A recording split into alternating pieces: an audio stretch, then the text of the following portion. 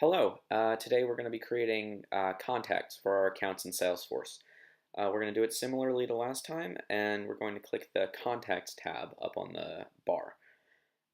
You go to there and you click it open, and it's empty again because we've not created anything, so we're going to select New. Now, we are going to put in random phone numbers again because we don't have any actual contacts at the moment, but these are just placeholders for what you will put in. You can choose the salutation, so Mr., Mrs., Dr., Professor, etc. And we're going to use the name Dwight Schrute as the placeholder name, and we link him to the account that he's linked to. So we type in SCR and decide on Scranton branch. And then we type his title in the company, we put an email address, who he reports to, if that's another contact that you have, which we're not going to do right now. I'll show you that in a minute. And you can put in any additional information that you need for this person.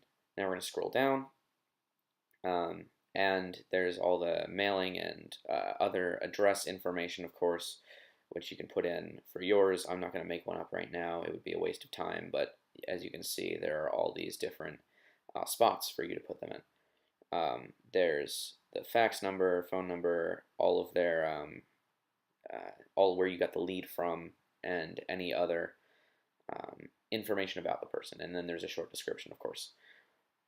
Once you've completed typing out anything you need to type out, you click and save the contact, and it gets saved as you can see, Mr. Dwight Schrute, with his title as key decision maker, and it connects to the branch, which is the Scranton branch. This is the account or client that we're using right now.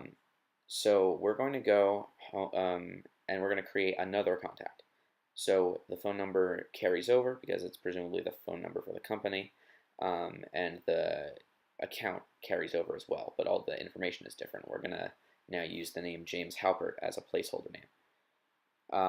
And we're going to fill in any information that we need to fill in, and then we will continue on with the reports to. We're going to say he reports to the only other contact we have at a moment, which is Dwight Schrute. So we fill in any information. We'll say he's a decision maker, and we'll say that he reports to Dwight Schrute, who is the other contact. And then, of course, like before, you put in any mailing or shipping or other information, birthdays, where you last heard from them, and a description. And once you've completed that, you are good to go for contacts. So you can see that it's under branch, and you can see you have access to both the contacts. You can edit them, you can delete them, and you can do whatever you want with that. Thanks again for watching, and I hope you enjoyed the video, and I hope you watch the next video.